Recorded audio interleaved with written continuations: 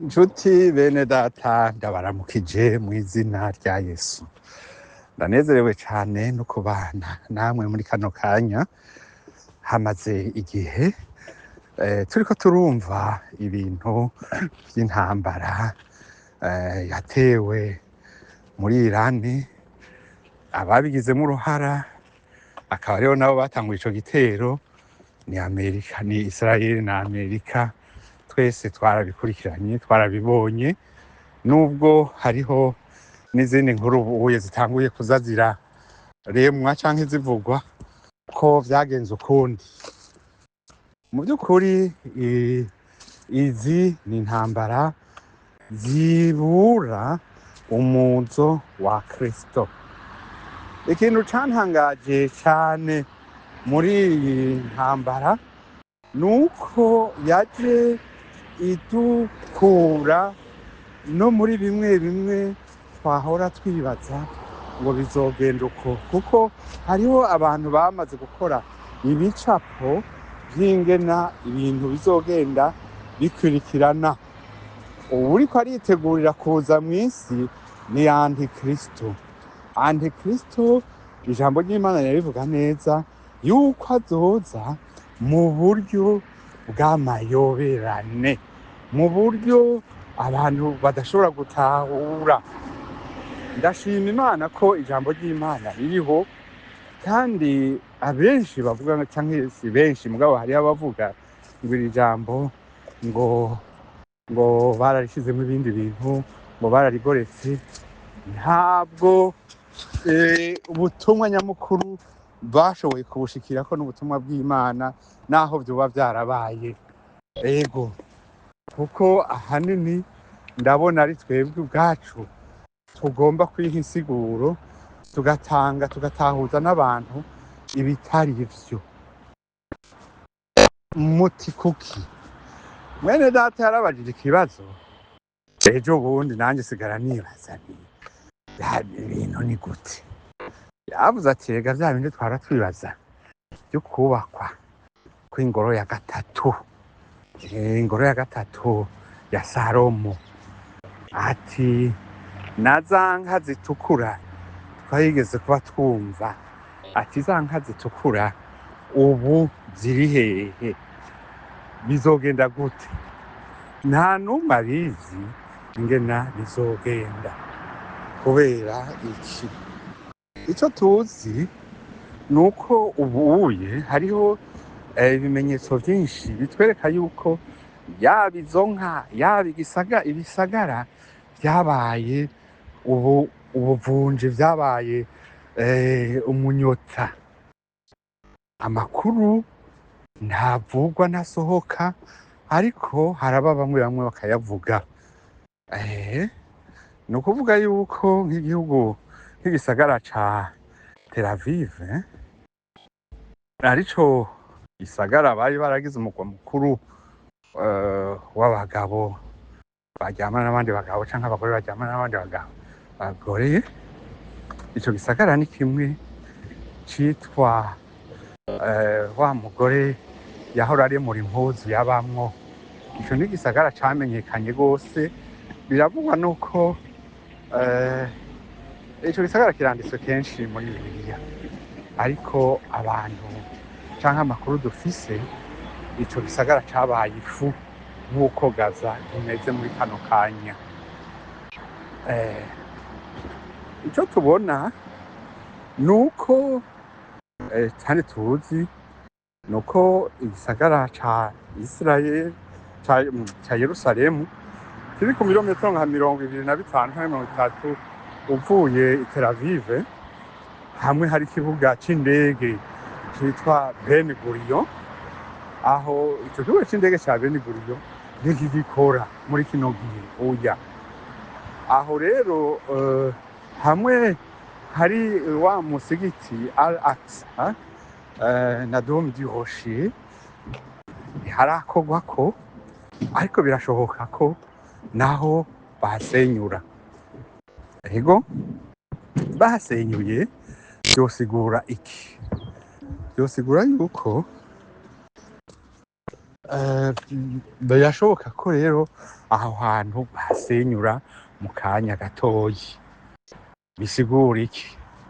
Bisiguye ko nibaramuka bahateye biriya bintu tubona biturika, naho babitse bya bintu vyo kubaka ingoro ya gatatu ya Salomo, ni harya nyene, ni hafi yaho. Ego bashobora kuvyunguruza bakabishira ahandi, ariko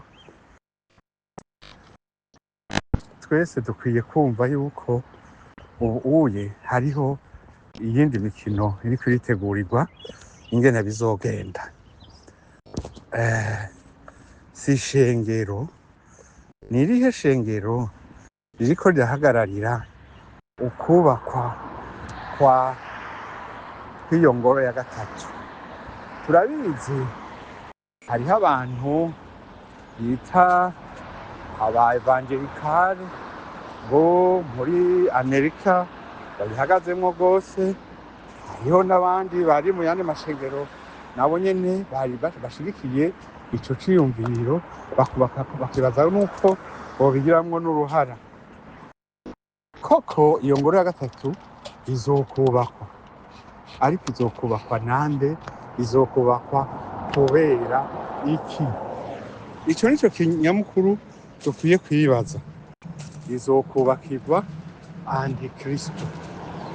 Niba rero izokubakirwa Antikristo, bagenda ahagararemwo avuga ati ni jewe ndi Imana, ni ukuvuga ko nawe nyine abifisemwo uruhara, niba atari we abifisemwo uruhara runini wo iyo ngoro yubakwa, kuko ni intego, ni objectif, ni icifuzo nyamukuru Antikristo agiye kuzoshikako. Iyi ntambara hagati ya Isirayeli, Amerika na Irani n'ibihugu biri inyuma yavyo, ivyo vyose biragaragara ko itagiye guhagarara ejo. Ni intambara igiye kuzobandanya, kandi ikazodushikana kuri ico cahanuwe c'umuzo wa Antikristo. Ego umuzo wa Antikristo ugiye kuba.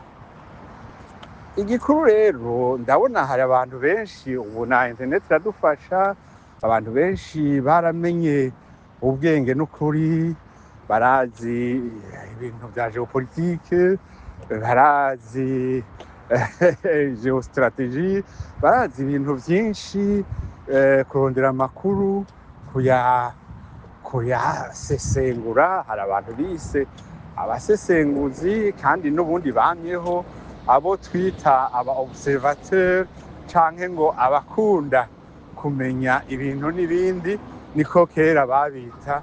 Ubu rero haje irindi jambo ryabihariwe ryitwa abasesenguzi. Ariko nagenda kubwire mwene data mukunzi, inshuti yanje, ibi byose niko bizoba, kandi bizohitana abantu benshi bapfa. Rero wewe aho uri, umuntu wese ahari, cane cane abari muri ako karere, bari novuga ko urupfu rushobora kubahitana umwanya wose bijanye n'iyi ntambara, kandi ntaho rutazogera. Ejo bundi nanjye numviriza umuntu w'umudamu yariko abwira abanyafurika ati, mwebwe mwagiye mu mahanga muritonda cane, mbere murabe n'ingana mwosubira iwanyu, kuko ibigiye kuza ntibigiye kuborohereza. Yariyumviriye cane ku mashuti yacu ari mu bihugu byo mu buseruko, mu bihugu by'Abarabu, muri za Isirayeli no mu bihugu bibanyi. Ivyo bintu bo ntibikiri kure, mwumva giturikiye hariya, kuko n'ikintu canditse ko izi noga igiye guhitana, barakinoga gusa. Nagomba ndababwire rero, ngo utarakira Yesu nk'umwami n'umukiza wiwe, abikore vuba. Kera barabibabwiye muravyanka, hariho benshi batazoronka n'umwanya wo kubatizwa, ariko nimwaba mwarakijijwe mukaba mwarakiriye Yesu umwami n'umukiza wanyu, mukihana ibyaha byanyu, mukihanira kubiheba, Imana ntizobaheba, kuko nta yindi nzira iriho y'agakiza atari Yesu Kristo umunyanazareti. Nimusabe kugira ngo ibi bihe musobanukirwe neza ukuri kw'ijambo ry'Imana. Ego Imana iriho, ntihakagire ubabesha ngo ya Mana yanyu iri hehe. Imana iriho kandi yatwigaragarije muri Yesu Kristo. Ego muri mw'ibaruwa canke mu butumwa bwiza bwanditswe na Yohana, niho havuga ngo nta n'umwe yigeze kubona Imana, twayimenye ko bwa Yesu Kristo. Ni umurongo, igice ca mbere, umurongo wa 18. Tuti bene data, nkaba ndabifurije umunsi mwiza. No munsi turi ku munsi wa gatanu, itariki 20 z'ukwezi kwa gatatu, umwaka w'ibihumbi 2026. Mwari kumwe na Pasiteri Hirene Nahazi. Mugire umunsi mwiza.